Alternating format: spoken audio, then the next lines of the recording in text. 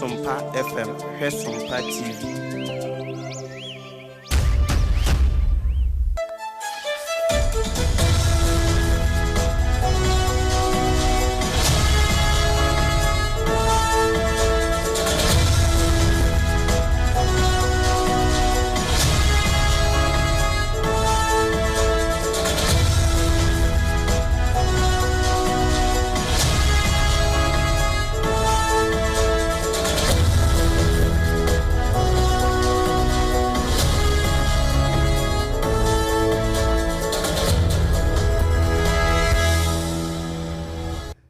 Sompa 106.5 FM Accra eso enie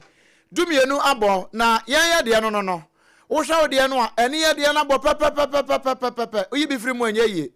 na we ye kase no nia etoso mienu ewo enedai mu ene ye de som wo no nia ya end point homeopathy clinic aso asene se ya mfa mere wo se ya ne bia e ha wo no ba bia obetimi awie no kura end point homeopathy clinic eho ena wonu maso kasie yasene nanso ukọ niye ma waduro na aba no mo a ya na de kasa na kira me nwa water na de anu maduro no na akoyie pa kasa nsuo ekoyie pa yenyina ye tie sompa no kwasempa time hoba mixture wo wonu mu ato a wontimi ne die no ya anum bi na hwade na se nyame ye wadom na onya ni bi na de ka ho a eno kura de na jese wawie no kura wonu madawroma ena awia yi wo maso yasene ma yade kase do dumienu de no yade ebre wo yen yate so ewo Sompa 106.5 FM so enkran ha de no sabre kro ye isa sentimental na atie ya hwe ya tworo so 93.1 ya no ewo ehwada braka baby ya 21st clinic wo no sabre sankro na mu ena wo nyina ewo ayiko 100.9 wono so wa sentimental mu ya wono so abie mu kama wo ma wo bia ayiko no ma makwaba e de aba sentimental mu afa ye betwa bosompo nya kwa amanone France abrochi memu ahinkro Paris no ba bia Ousmane Dembele mu ena afa Emmanuel Macron wo mu wo no Paris ho no a wo mo je so sebon afa Sompa 101.1 eno watakwa Sompa 103.3 watakwa Sompa 106.1 eno wo tachimai Sompa 98.9 wo sunyane Sompa 90.7 e won kranza sabre kro ye ina odu doma so a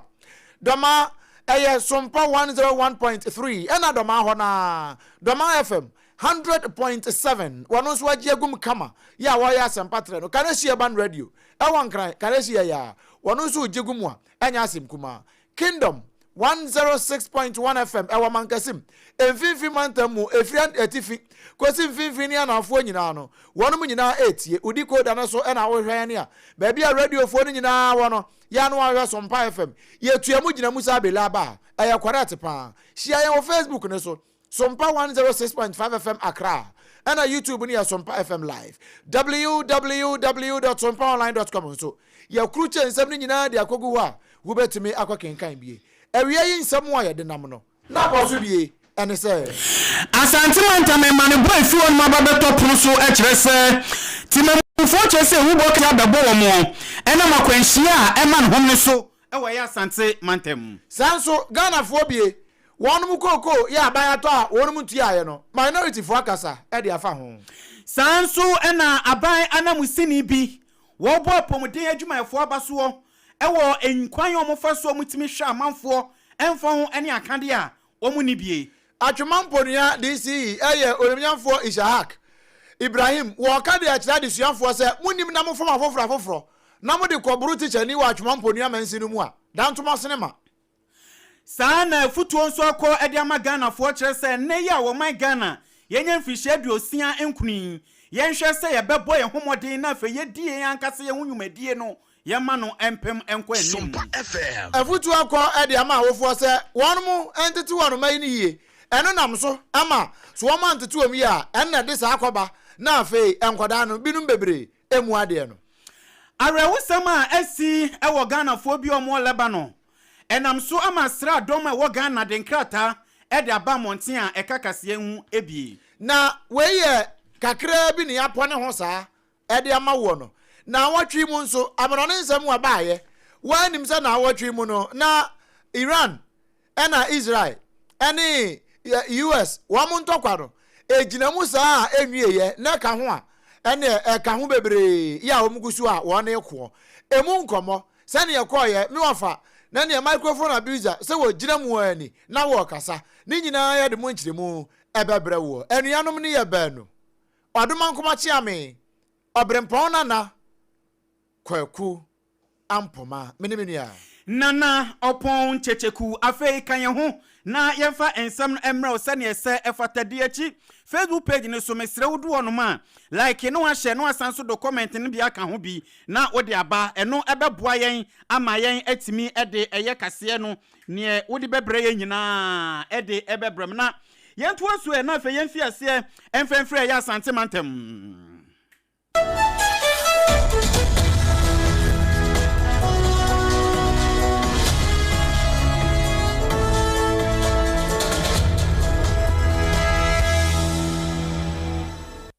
Edem yene yekono afei tubu na afei kase no yemfi asesei emfama ho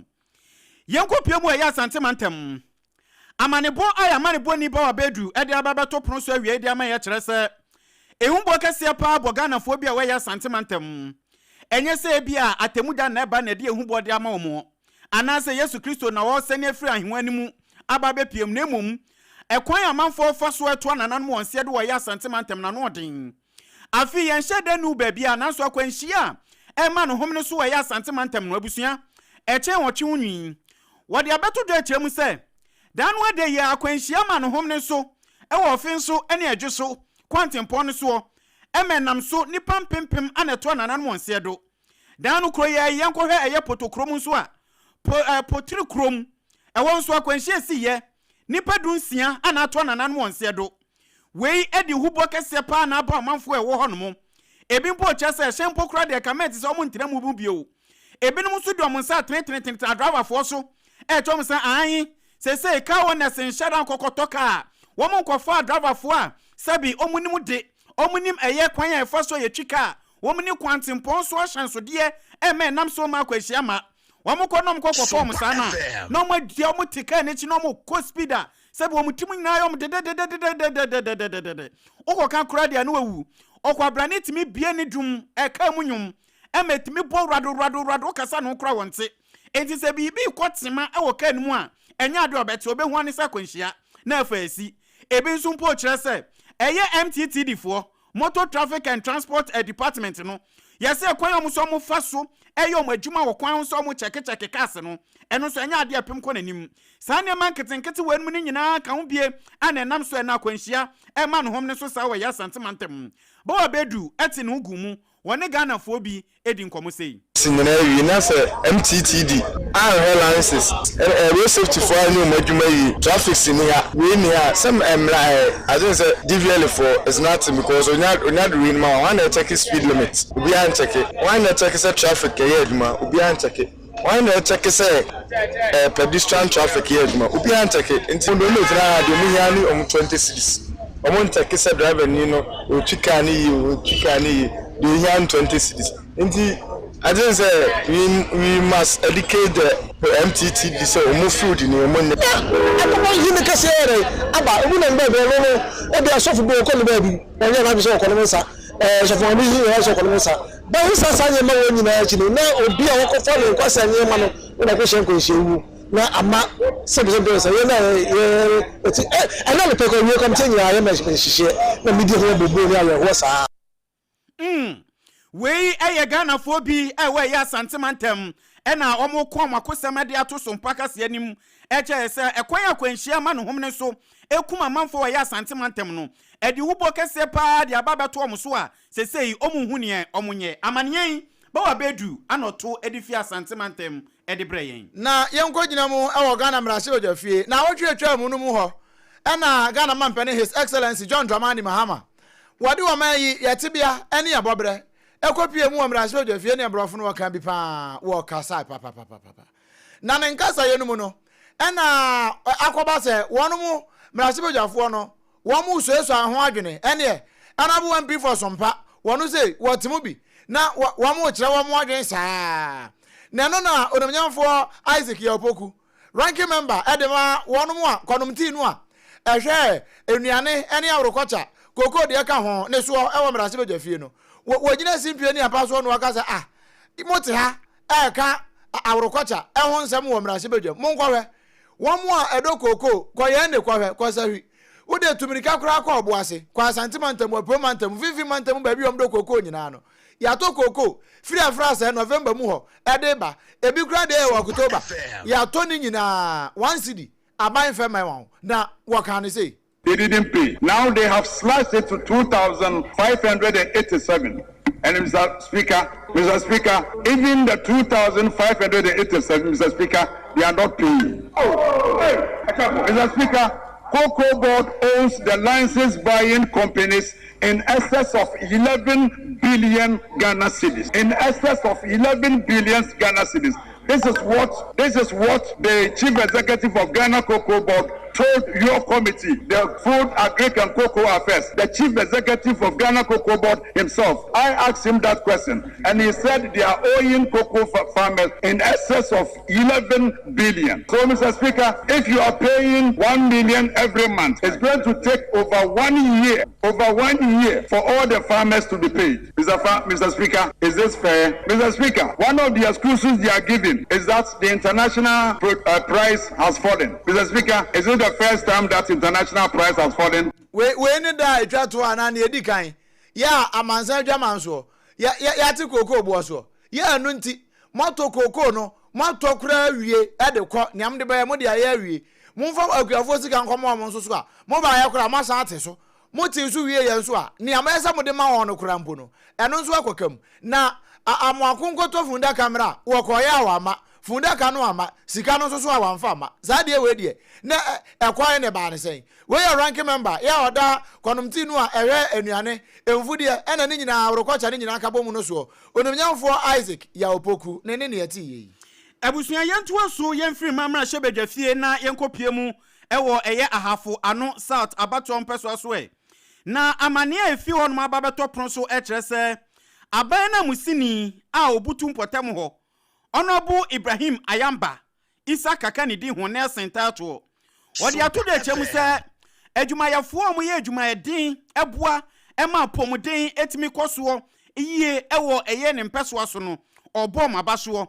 wo se emfa ho se niam omwo eye ayaresabia honom no enhyeda mpem nko nanim saa nanso abre ni dombia obienu no obeyade obekọ honom a eye nursefo ana dokitafo ebegdi omo kase o yeni machine we yeni akade we ntimi hwew wo se nya saa bi no mo ye de birada wo bom abaso pa ka hye mo se senate bia no aban no so betia na montuo omutuo na omo bom homodin ahwekon betima faso a ombeboa ama omo so no mo nsatimi aka wo mapomuden Yera Ibrahim Ayamba akasa no ena odi to dwa chem se afimpim yenu ne ye aduonu num ye atwam ko yeyi adwuma ye so a kyese eye apomden ayaresabia wo honom wo mutimi aboye no kwasem nie wo mu hia abasobo enu nti ehu assessment ene enu nwumadi awuro ni bia koso ene nam so ogina simpie na apaso a na obo ma abaso saa honorable Ghana 40 Sompa yetiu bi se de yet adwuma de bia wodi bia na se afene so a gun kompo na ohwe de adwuma na wodi na hu simple na wati nya correct going for the le license for our fathers at least and then our money assessment no the na se BC na se minimum musiba by me press pa o fe me director we na sente so a na adwuma from how boy my adwuma wa ka san kelo gina we dey be together just say ya boy home again and adwuma dey be you know higher rate the good to be our media chief company to look at the nkura a mo hwe because of her har sabe haye tumgaka eni ayati ye aye Honorable Ibrahim Ayamba Isaka Nelson wono eno ya ban krachi pani edema eye ahafo ano South East district ho ebre wo kasa wiye no ena director a wono eno oda Ghana Health Service ano ne nkrabata ewo eye ahafo ano South East eye ye maame Priscilla Sakodie ena ya maame president tu ye ne mu kire se no kwasem nie afie bia pomuden no bom homoden na omatimi adadan omunyumadi awura omudie na omama Ghanafo etimi ate eno nenam so amenne omatimi asipunu a omuden nsam sei eto yanim se de no no nipa de wo ho na se institution wo ho a e wo se administrator wo fun ko ko machi adwumadi abodi na funi na de to yi ne de anto ile kwa mfa so a e be boa mo a but to me, I shall pay when you young. Yeah, that's last year, the performance a year, you told me there was a year, you may say, you go up with me. This year, you're room, you're there, Mamma, ya one year to me, actually, target. Ebra wakasa wie no ena wo sre ede to mpanifo ani mu kire se ohaw kase pa pomuden adwumayefo no omofa mu pa eye network enu nto obesre aban tia won hwe na afa enumenu ye no omo network ho haw no onhwe no nsia no emfama omo adwumani ye no se bi obi awo ye adwuma bi kakra wo ha ya na etosina e ma wo adwumani ne de enkoso ya na ha south is the challenges they be free that's so so nya minti bi aba ya kama ye di kan ye ha ne say ya ha nam say ye road network no baby nya ne say that awo kama bi kwa reference ya on nanti na say o nya ka endu baby o so wo ju na wo kan ko ti bi si baby o kan ka ngo yi se moto nkwa sa wo kan na say ya ka o baby na kana be fana na ya asem o baby wo network no very poor. Most of the communities are very poor. They also know they have a network system, communication network. They say I've heard you for another from years. They be via a network yourself. They talk about the transportation. They go about French. They go get also. But when you we alright Priscilla Sakwadie wono ano district director Edimagana Health Service nim krabata ewo ahafo ano South East district wono mo ena yeti yi amanie yenua bema Ebenezer ena oto edemane yen na yeguso gina mu asante mantam ho no aba wa baidu nrada na wona nam nyina hini ene mfafra mu ho na nyina hini a wokopie ye no na ye ebra Ghana nya mfihia no adiosia enkron enra no na Ghana birthday wo mu di bi wa hwema mponua wokoye no na ononyamfo Ibrahim Ishahak wono na wogina simpie ni apaso aja wane Ghana fo na wa asante mantam titrupa na nyina hini wane wo mu edi sa afa hye yabomu na anumu ena honorable Ibrahim Ishahak wo kasa no wose hwe wono so obeye DC ade bi won mpesua no so ade bi kwaso won mpesua no so no wonhunu bi ene se wo behwe ne yese enkwada bi wono mu afo mo ho abo mo ho nsafo hene ne wo makwaburu tichani for the way na a country called Ghana e bu tichani no wono de wo ka na wa ma adesuafo no 1 2 1 3 se wo mu nim e wa atwema mponua na wo te se desuani bi akwabu tichani a ne yedi kan prosifo mfa no wodi kan so aka e de akira desuafo mpanifo ni nyina any prosi commander ye wo ho se wo mu ti bibi sa entempetuously wo mu nche no no mu fa na nyina mra na no e na fei sukuu ni ambabo onyanko sukuu ni ano so ye chewa dan to asene ma I was say teacher ni awon ma ye nimdia no amada ne ya tamfo the story fie school ni best school wo abon 3% teacher ni na awon chara na de no ese wo bo no ana yese wo tata no so so ayen so teacher for so kwa eni ayo no na ye boya na evidence atoma mpono ba ye mpese ebibesi na me ka kire mo wo a wo be ya surbrate na so be butichani ubabu yonkuni no enrano beti akachira me police commander na share education directory someone want entertaining student be on ready so busy and here school yentra ho ama obi a wo boya na ye anya daachi modo mo agro atopre mo piafo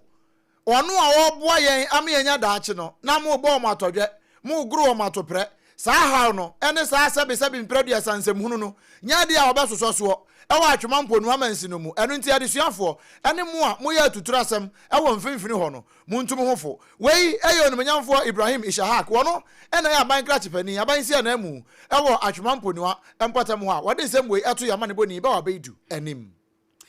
prem to breka se na waso ene wani gusu a wo hwe ne wo sompa wo ha ene ensia echipo panyan enum so na yentoa so ewo eye ba wa bedu nsam a wode amane emu asante mantem wo mu a omudi nnua enwene abaduaba enwene eye dadesen ene nnwumadi ahuro ni bebre na no ena ekasa yi wo mu se ene Ghana yenye mfihia aduosia enkono nyame adoma afufure besim na fe yenye aduoso yenyi nti wo ba Facebook page ni so a abaduaba ni bi ena Sarfo de ato so sa ni ntia no say no emi say we eti makoma kunsiafo di ne bi ena wanwene ne sa efe pa wo mo say anka enka ne tete no ubeku abusuafo abia no enye bia obehu asesegya ho na eno na di adansa sampa oye Ghana ni ene wo kwa hinhwe bebre na abafu konwa ene ne omode aba besisi ho into what so kura na sebe oto nsa afra nananom a nananom nsa nkonwa no mo nhye da nim saa otina asesegya so no de ya amamra ekwa animu pa enti eno anenam so ma ba wa bedu ebo omode nti ne hugu eye mu a mo ye saa nuabaduaba no ene wo mo so mo di nnua enwene abaduaba no ene ono mo kasa na obi so mo se wo mo haw pa ene sen Ghana mfihye ya nyan se omo di nsem bi to monten so a ensem no ne wempa no betimi aka a Ghana fo betimi asom na sei ana mo kire mu obaha obehu nsa ne dwuma hodo bebre a yedi nnua na eye akuaba yeye akodwa yeye dame yeye wawale yeye niema hodo bebre a kasa me bugodi a adaje ebeboye but so when adaje na oba na waka sa wo mu a ye opebia no sabekam susa no yani niema na yeye no aduru tembi abrofo kwa na ba no eyo mo mama hunu kwa ya ye fa so ye no me to no de form bibre cause Ghana no ache ye mpaye niema Ghana na niema to nti na ma etisa na times no zo bi oro mo beto a se me de ko sen me de ma bi spirit bi ba bi shi no eno ni aka o mi dina ama ne se ye adwuma si ana me to no so no Ghana fo no omonto na blofo na ya no mba beto na isi so blofo omonta ama Tiana manito no ice look akra. Nipa trying bibri ende kameka bibri pa. Wei eya womo a omudi nnua enwene abeduaba ne bi ena yete wo ne no. Na eno akire ena yewra Oscar Opon. Wono ena nkane na wo ye dwemtreni a woda eye omudi ennua ewienwene abeduaba wo ma association no wono da ano wo ye asantemantem. Ena ode tu yenim echemu se ehu benya sa wo sesese Ghana babia ye bia edru no ye de ehu ebehye yen ankase ye beduaba ene enua ne yenwumedi a ye die mu na eno ane betima boa ama Ghana nso yetimi apem akoyenim emiadum igwaduma no so kakra na usumbozi ya Ghana mant na samwe yebetima kanfa adwuma no se adwuma no eto no akofom kakra patronage no our form seno ni se abansi samba no na mana basa na se dollar na ya tiso nti ubisame ne toro de kakra metima kan fa se ne toro no form kakra na no de no kra samwe no se emu ye ni ko ikuye ni ayuma ye no na ne toro so ye to sanse no bebo amasika abo man mu ama biasoso etima ye ne se wo ye ede bo an dachi di mekan fama ufo ne se emu ye di ko enema no enka ni dwemtreni a woda eye Wood Cavers Association ano ewe ya sentimentem yera Oscar Opon every year na busua yete nini yetoa ensam ne so na ye de ani akokire mu ewo enkranza na enkranza no ofutitiru ena yegina wo hempopro ya wo hene ewo yefri ya no won enkranza no eye Reverend Nana Opoku Jimatachi ya wotoso mienu wakofuru bo akura ka ho na wono na wakasai wo kire se waka edi akire wahwe ade bi din enti asese nkoda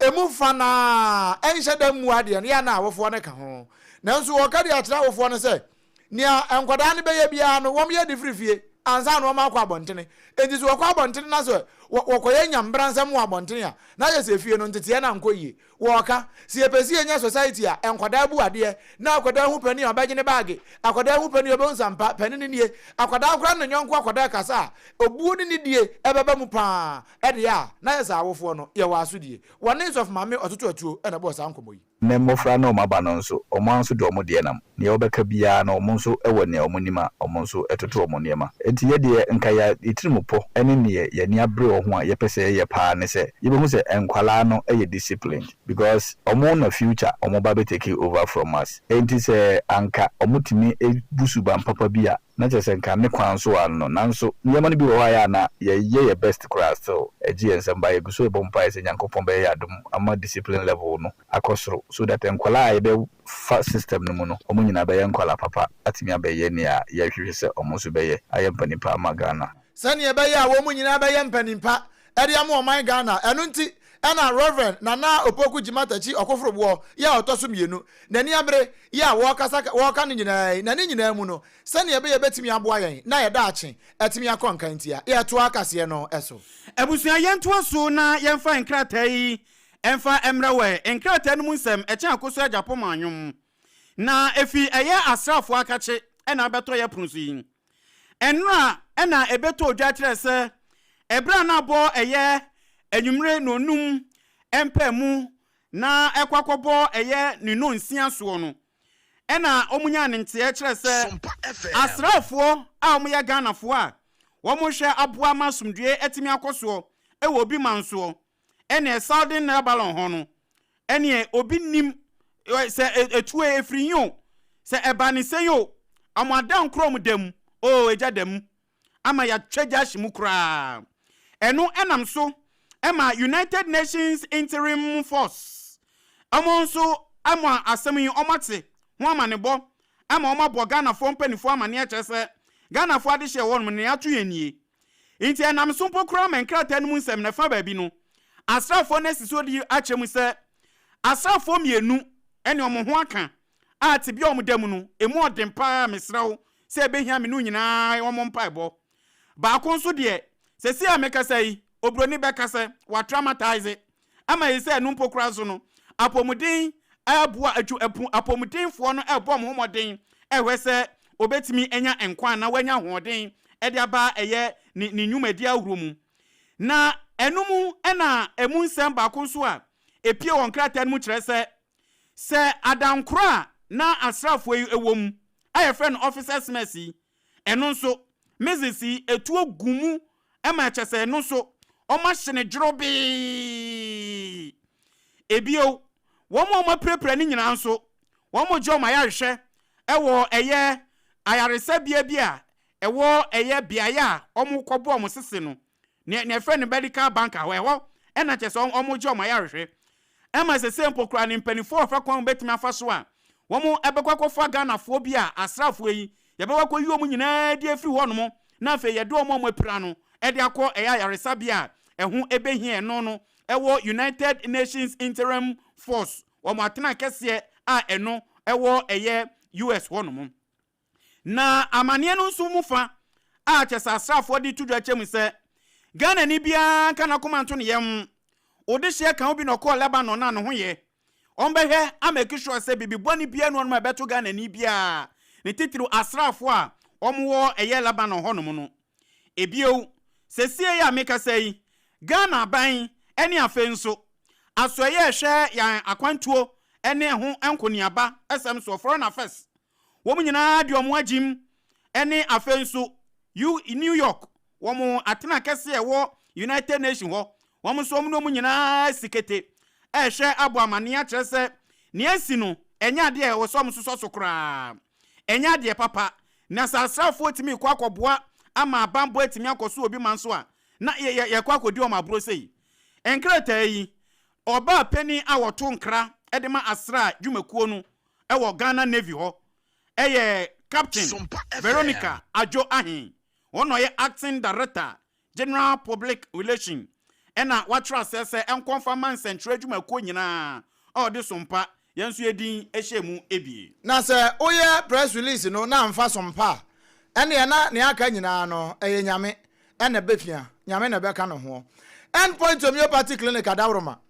ena zabre oti yenka yade no a eha wo no wo de na kwaye awo ba na ba ma sese yaka kire se yenya di Easter wie na awo ne ma ya wade no ombegu no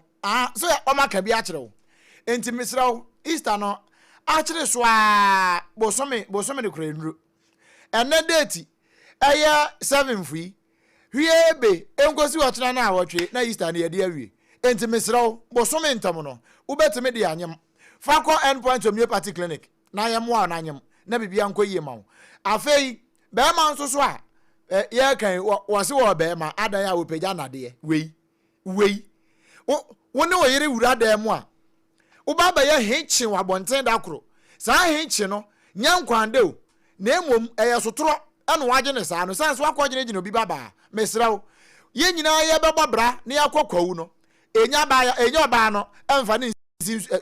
suhum kra de wakobi ubehunu ordinance nsa woma do agire he ya no agya kwasa betena nkran so oba ne nko meka ye mpani nkomo wono maka nyina ate ase entini mu yade wasabo mu yade moja mu yade na afei yade bia ha ni paduane bia waposo bia ye wo dompemu ha nyina no wudi do end point homeopathy clinic ye bele to ase na bibia atumi aye fine ye wakro no mabo hia santima ntamu de no na nkra ha ya so share signboard ho so me kire Spinters Road ho no ye butu ho Dr. Adibu Aten ene Dr. Kwaten mo wo mo na adu ho atenten no eye nkwa tenten ene won be ma wo sa no me pa 0244 867068 0244 867068 ena 0274 234 321 0274 234 321 frɛ na emperifo enye oso na mamu kwa ensu a wode bekɔ no sɛ kasa na kyerɛ menu awata ene nkoso pa na wotɔ no me pa cho nsuo bi a wotɔ hwɛ ba ko bi a na no sɛ mi hu ya obi di ne fon atwere sɛ na enye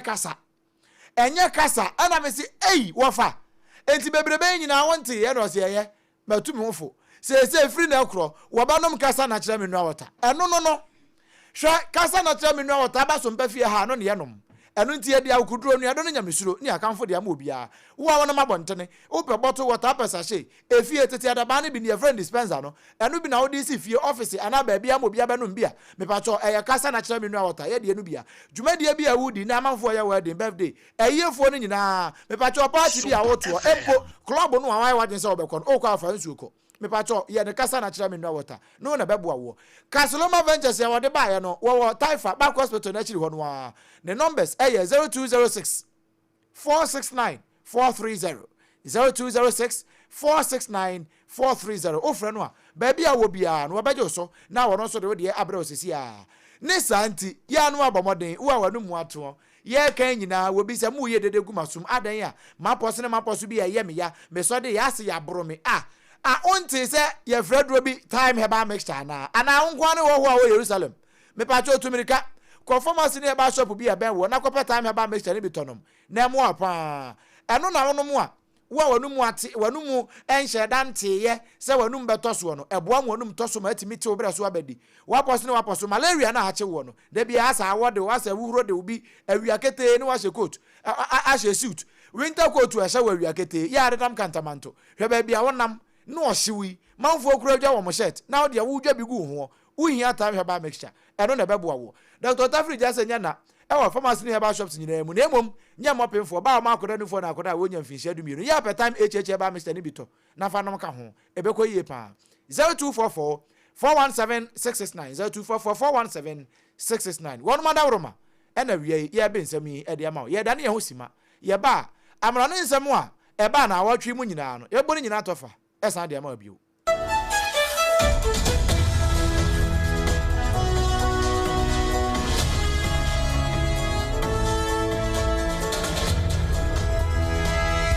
to me chenya oba eni peche ho ana dio bedachi nanso ubitimi aboana manenya pomodin free ne mofrase Janvita ye de milk papa bi ni nutrivi aye ye nkwada ediane a eye de na ahodi a ewo mu no bo mofra pomodin anyo impeni foswini chopa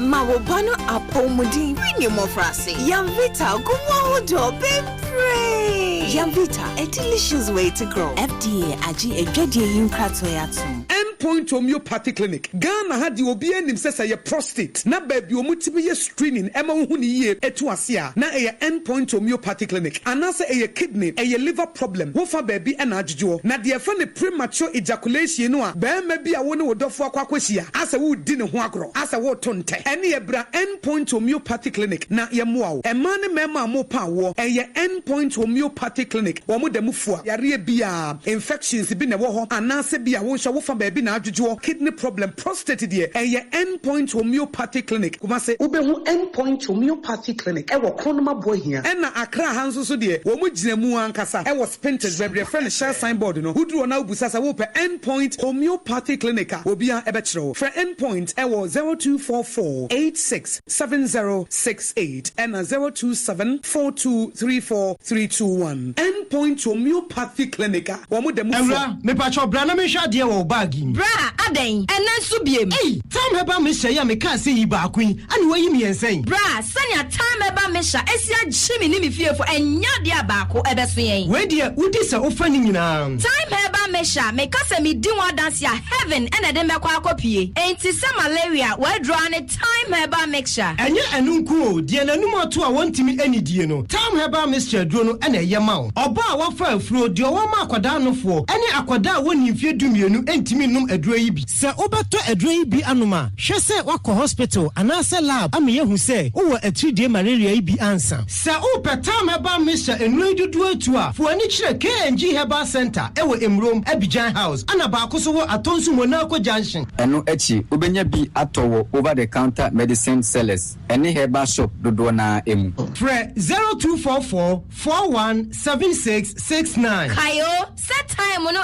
TIME time herbal mixture afi malaria fever bi adani ziba ewo mu no betu akọ FDA agi adwade nkratoa yi atum tontonte yenum nsane efa adwen ne efa adwen mpa say na nim say bre bi beba ama tonti na 74 opa ye ne simple T74 abeye aduru tonti na 74 ana T74 asa twe ya dwene esi na nanom dodo so say de na dodo bua ma na nanom enyare basabasa no saa na tonti na 74 ana T74 ebu anipadua no emo immune support enti obi onum bie no abre bia ne ho den tonti na 74 yi nso ya ye no se nsuo krokro wa kama enti ba bia wonam bia obetimi de wade akọ samene wa anka fi na ekroyi eda no nko na wie ye wa bra mennom T74 se mennom tonti na 74 menya hoɔden mennom ne da bia T74 yi eye hahama ene ye de aye na DHC ena aframa na ye kama saa no T74 ahoɔden ne apomuden ko a wokɔ pharmacy ana ba bia to nro bia ubenya tonti na 74 yi bia to T74 yi enye ma oba wa fa afuro ana obi a ɔma nufoɔ ana se obi a onya mfie dumienu eto phone 05016289931 and 0246073498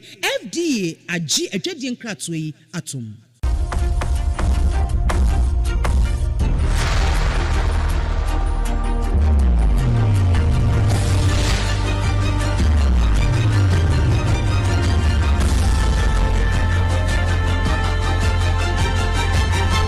Sompa TV Emma Aketuapa Ebusuya Emma Aketuapa mpa pramtubra kasebo ena waso ene wani gusu a wo hwe no na wo sanzu tie ka na we de na otwimu nsem Emma no homne so ama no ne de ena ebrasun ye de ebremu yi Facebook page no so mo amagya mo comment agu nyina ye beto ye bo ase na ye bo ehomodin se ebetima akenkan bi e de aka ho e de amamum afa ye hwi ase e da no adwada yi mu adwada no na aba beto dwa kire mu se America mampani yewa Donald Trump eno one Ghana fo akasa ama wode atodwa atem se no kuranie yinhwehwemu kakra we kurompo obi na aba be yo ode aba beto dwa atem se America fo ye kenkan ni pampempem e wa ya America omododo kro omo supporto entokwa ekoso e wo Iran no omo nukota mpo omo nukota kete omo ye sompion bi na dano no eye memne da ene ne kwesi ade ye twemu yin ena ye Donald Trump ebebo de roti twudwa twemu se US fo no kuranie ekwan amanfo faso na ye disi wo mo kekan ya adwende kire wo no no kuranie enye se bi omo no omo pe ne omo ye no na mu mekwan asumdue betimi aba ena omo yo emenam sumpo kura de mu baako ema achese be bi ono koyo kokoda ene de na mu odin omo plan pa enti eno ena eba beto odwa kire mu se eye supreme leader a wo eye Iran ho Ayatollah Ali Khamenei wono ena ode aba beto odwa kire mu se on transasuzu bio na chese ne US foku no ema na meka sei omo kura yie no kuro mu hu ne omo nye no afenso asanso pokura aba beto odwa kire mu se eye emu hwehwemu kakra mpo sukura omo asanso aye ewo US wono ma ene Ghana fotimamufo bebre no krompo ewo no no omdo ma dwen chede aba beto wa chemu se wo ha mu chichemu be ye aduana miensa 43% pe ena omo no omagi nia entokwa ekoso ewo eye Iran ene US ene Egypt for omontem na weni mpokura no omugidi se nipa bebre na no asode atia entokwa ekoso no enu nti enu nso omehwe na fe omape ho pomasibre we no eye nkrato a esiye dano edwada no na no dwada no a me ofa America mampani Donald Trump bra aya supreme leader no a wo Iran wo mo bonu tu oku no ya fra no Ayatollah Ali Khamenei wo wu ye pe ana me ofa Donald Trump ye say asojafo na wo mo koye say adwuma nyina no wo bo mabaso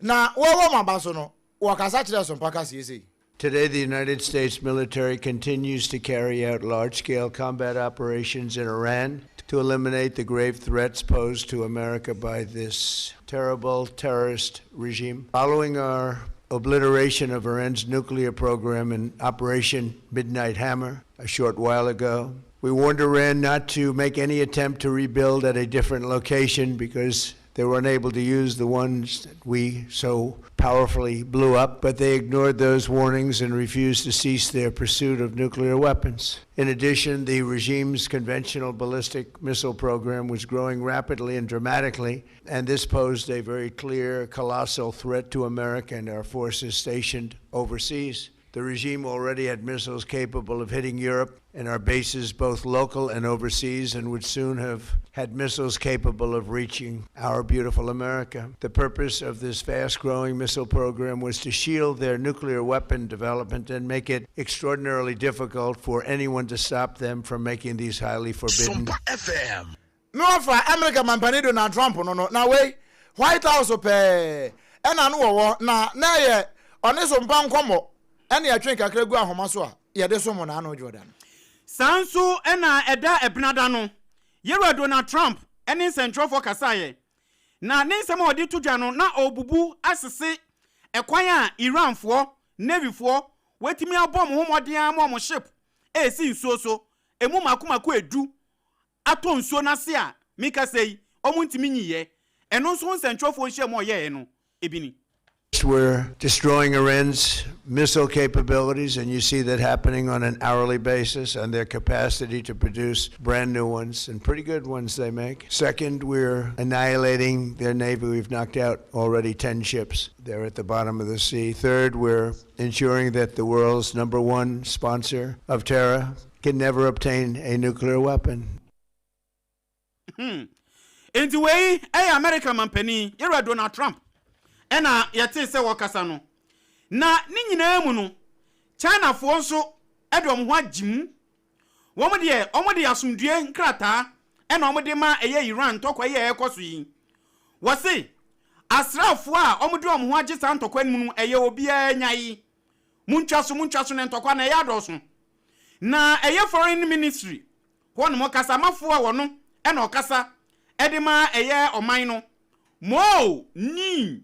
Nidino no ena afe nso eye foreign minister Wang Yi ono nso nidino no ena omumienu nyina kwamuti abom na omde tudwa chem se entokwa na ema no homne so ne aye mumie ntwaso entokwa bebre na no emfaso bie ni so into omo de omo ye China omo de omo ho omo ka so omo de omo ho jima ehe wiasa fa na nyina ho be kire omo ho into omo de omo ka e de tudwa chem se ye ntokwa ne asrafo na yede soma wom na ne we hoden tututuo ene na munsuosu we tututuo ehye adan ne ajapade no wose omunyai na no ebnada no a meni wafabo nkomo bi na ye busa se Iranfo wom sojafo na wom ye adwuma ene wom air defense no Iranian military ene air defense no yate se was an launch major attack e de akoho na first one negotiate na so omunyai one Iranian military no ne air defense ni nyina no you am crowd to baby and so still yegusu bopia when you offer Donald Trump na no brother no wasan kasai. But I thought we were going to have a situation where we were going to be attacked. They were getting ready to attack Israel. They were getting ready to attack others. We attacked first, and if we didn't, it could have been, look, we're really decimating them. They're being decimated. And if we didn't, and by the way, we have massive amounts of ammunition. We have the high end. A lot of it was given away stupidly by Biden, very stupidly, for free. So about Biden. Just say, no, one more could be about. And Joe Biden was it where you super friends stupidly no the country say mamento was answer. Just Joe Biden now what the chair free but this time can run for crown commercial once. We are more for Donald Trump. Then some no brother no they buy any beer. Na mampani America mampani danu kwada no so osanso ne central focus aye na weni pokura de na ya no yi a wode ma secretary a wono na wo Marco Rubio wono na o kasa de a che ne se ne a ekoso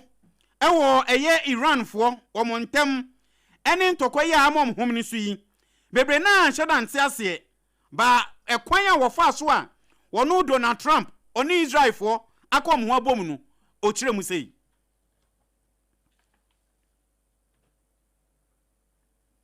We have great negotiators, great people that do this very successfully. Based on the way the negotiation was going, I think they were going to attack first, and I didn't want that to happen. So if anything, I might have forced Israel's hand, but Israel was ready, and we were ready, and we've had a very, very powerful impact because virtually everything they have has been knocked out now.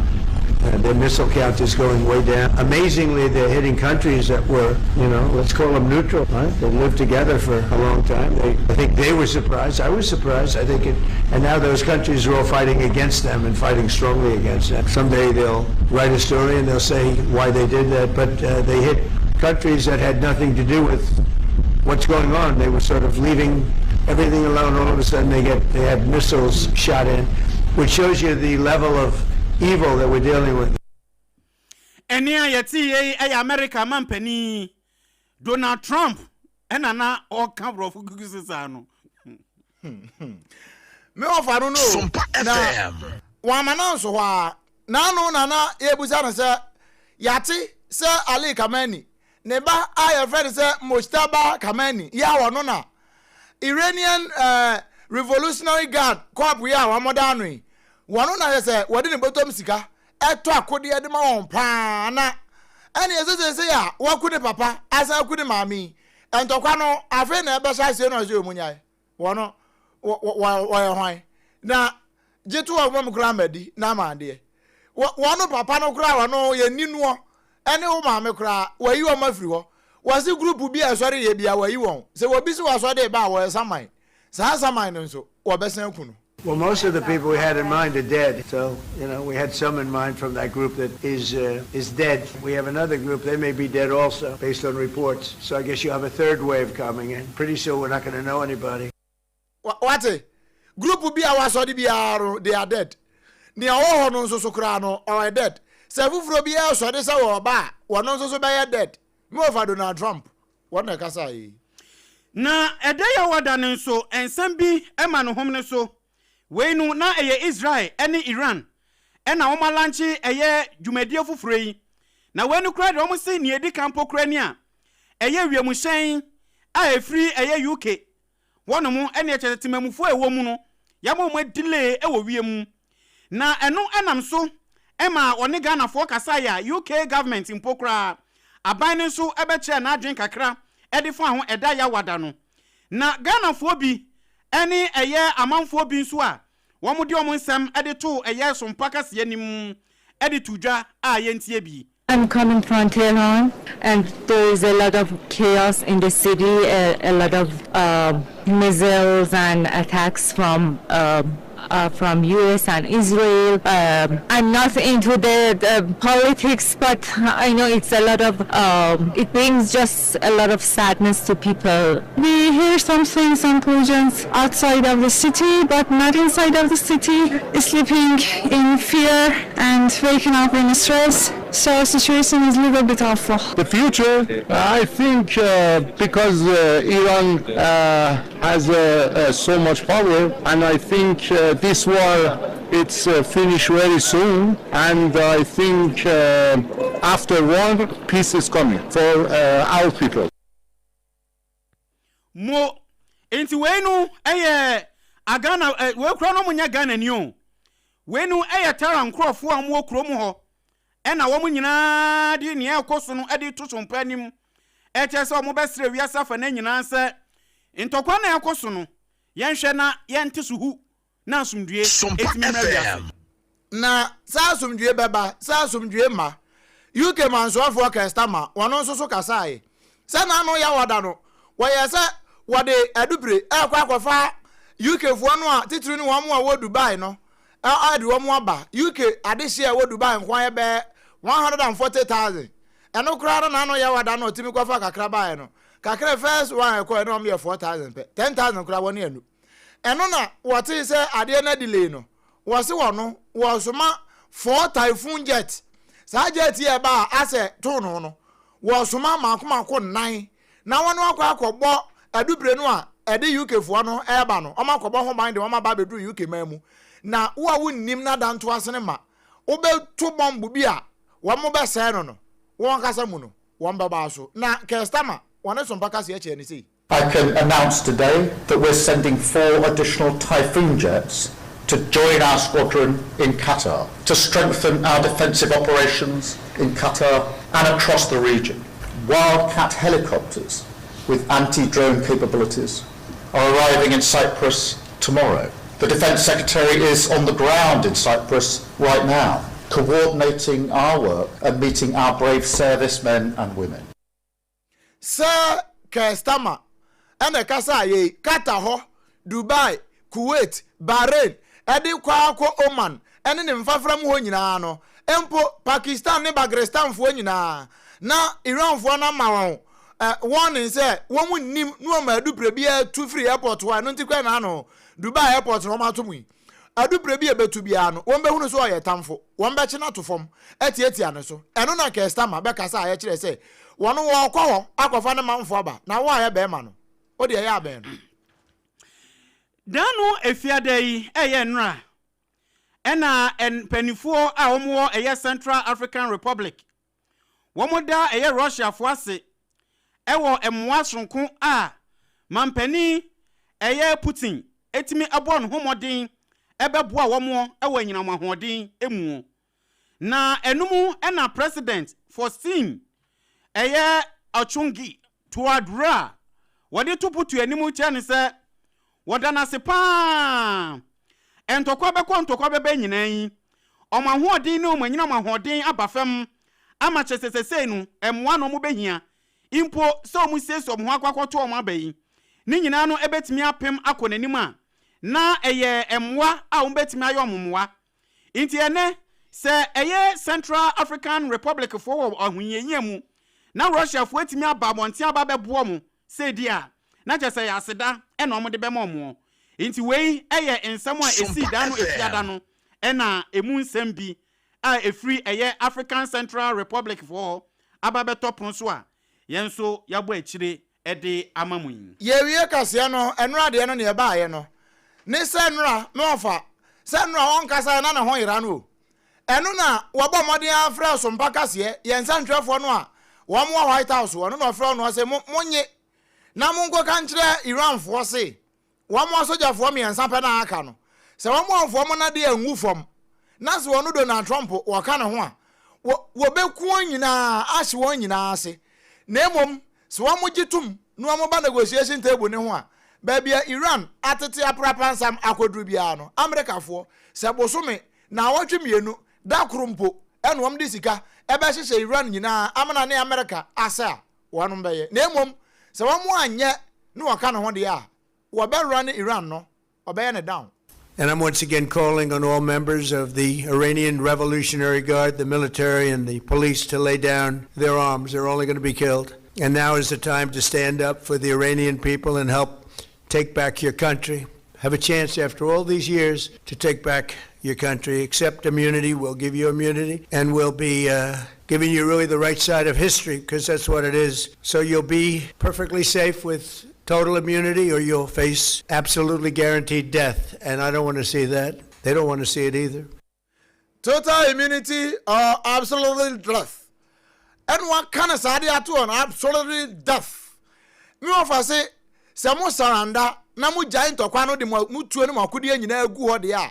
Wababom Hobaya, Bomosama and Yina Homa and Achibiambu. Name someone yet they are. And absolutely deaf.